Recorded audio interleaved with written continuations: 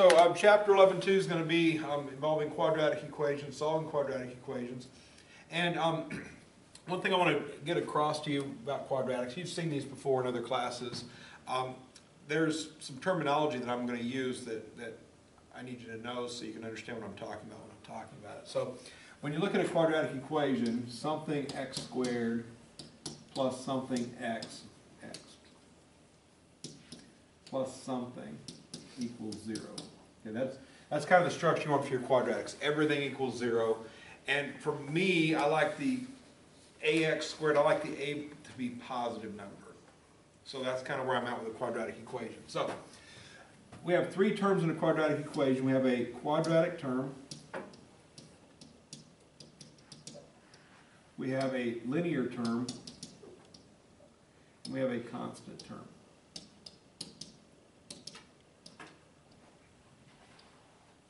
Okay. Just in a general quadratic equation structure, that's what we have. The quadratic term is something x squared, the linear term is something x, the constant term is just a number, plus or minus a number. All right. Sometimes one of those terms is missing, all right? But in order to be a quadratic equation, this term has to be there. So if you have a quadratic term, it's a quadratic equation. The other two terms are optional. They don't have to be there to be a quadratic equation, all right? So when we study quadratic equations, how we go about solving the quadratic equations, the structure of the problem helps us establish the most efficient way of solving that quadratic. The first one involves no linear term. This happens sometimes. So when there's no linear term,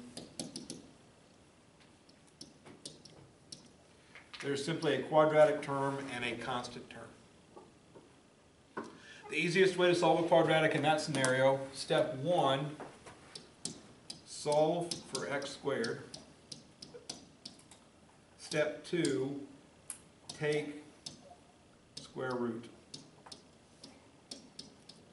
And I'm going to put in parentheses plus or minus. That's how you do it. Get x squared equals first, and then you take the square root of the number and you get the answer. So in this scenario, x squared minus 25 equals 0. If I solve for x squared, I'm going to move the 25 over to the other side. So x squared equals 25. That's what step 1 looks like. If there happened to be a number in front of x squared, I would divide by it. Again, I want x squared equals, I don't want anything being added or subtracted. Take care of that first. I don't want anything divided or multiplied. Take care of that second. All right? Once I get x squared equals, then to get x, I'm going to take the square root of 25, which is 5, make it plus or minus. Those are the answers. Do you have to do the plus or minus? You have to do the plus or minus, yeah. Because positive 5 times positive 5 makes 25. Negative 5 times negative 5 also makes 25. So both answers are accurate, correct answers. So you have to put the plus or minus to get both. All right? So with no linear term, that's the easiest way to do it. I would not do it any other way than that if I solve no linear term. So that's some of the problems in the homework will involve that specific skill. Recognize quadratic, constant, no linear. Go through the process, you get your answer rather quickly.